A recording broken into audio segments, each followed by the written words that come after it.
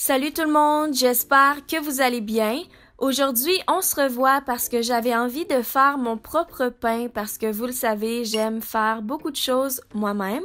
Donc, c'était la première fois que je le faisais. Donc, c'est sûr que ça sera pas parfait. Je me suis trompée, mais au final, ça a fonctionné et je suis vraiment fière du résultat. Donc, voici les ingrédients dont vous aurez besoin.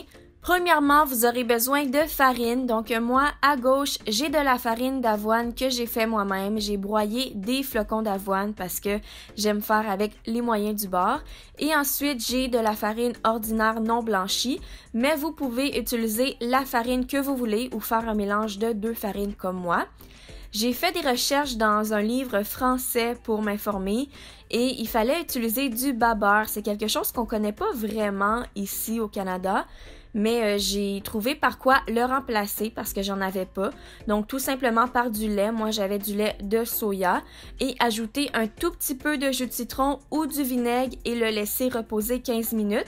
Ça va cailler et c'est normal et c'est ça qui va faire un bas-beurre. J'ai aussi mis un mélange d'épices parce que il fallait mettre du sel, mais je n'ai pas vraiment du sel en tant que tel chez moi, mais j'ai des épices maison qui contiennent du sel, un peu de bicarbonate de soude, un peu de sucre, peut-être que la prochaine fois j'essaierai sans, mais je voulais pas trop m'aventurer pour pas rater, et un peu de beurre froid coupé en cubes. Et je vais vous mettre les quantités exactes dans la barre d'infos parce que comme j'ai dit dans la vidéo, je me suis trompée, mais dans la barre d'infos, ça va être les bonnes réponses. On va commencer par tamiser les farines. Donc j'ai tamisé ma farine d'avoine.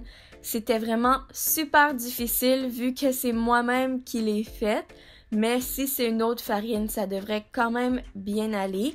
Et ensuite de ça, j'ai ajouté ma deuxième farine. Avant, je tamisais jamais mes farines, mais ma mère m'a dit qu'il fallait le faire. Et c'est beaucoup mieux pour avoir une recette moelleuse et qui va lever, je trouve aussi.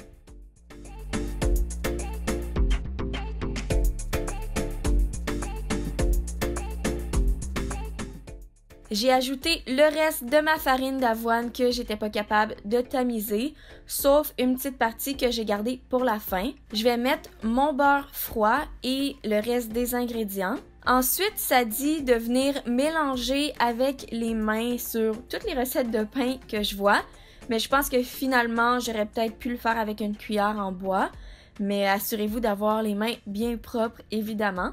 J'ai ajouté le bas-beurre et c'est là que ça a failli être un flop parce que j'en ai trop mis.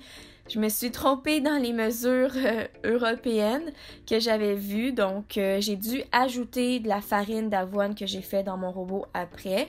Mais c'est ça, encore une fois, moi je vais vous mettre les bonnes choses dans la barre d'infos. Et je suis venue mélanger avec une cuillère en bois. Donc il faut quand même bien mélanger, mais pas excessivement, sinon ça se peut qu'on ait un pain qui va être trop dur. Figurez-vous que j'étais supposée avoir une pâte que j'aurais pu pétrir avec les mains, mais comme vous voyez, c'est pas le cas, mais je ne me suis pas découragée.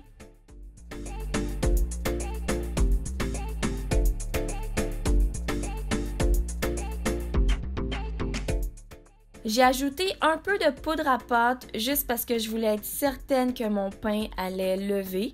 Après, je suis venue verser mon mélange dans un moule à gâteau. C'est un moule que j'utilise pour les pains aux bananes. D'habitude, j'ai pas de feuilles de papier parchemin, des feuilles d'aluminium, des choses comme ça, mais j'en avais reçu à Noël, donc je les ai utilisées. Et je voulais juste être certaine que ça allait pas coller vu que j'avais pas beaucoup d'expérience là-dedans. Mais j'avais déjà beurré mon moule, donc je pense que la prochaine fois, j'aurai pas besoin d'utiliser une feuille. Et comme vous voyez, j'ai pas essayé de tapoter mon pain ou quoi que ce soit, je l'ai laissé tomber naturellement dans le moule. Et j'ai ajouté un petit peu de la farine d'avoine qui me restait sur le dessus. J'ai aussi ajouté des graines de sésame parce que c'est super bon pour la santé. Et j'ai fait cuire au four pendant 45 minutes à 390 degrés Fahrenheit. Et voilà le résultat que ça m'a donné. Donc, je suis vraiment contente. Ça goûtait super bon. Je l'ai coupé pour voir de quoi ça avait l'air à l'intérieur et ça ressemblait pas mal à un pain ordinaire. Donc, J'ai vraiment beaucoup aimé avec le mélange d'épices que j'ai mis, ça avait beaucoup de goût. Donc c'est tout pour la vidéo d'aujourd'hui. J'espère que vous aurez appris quelque chose aujourd'hui. Dites-le dans les commentaires si vous comptez essayer. Et nous, on se revoit très bientôt. Bye!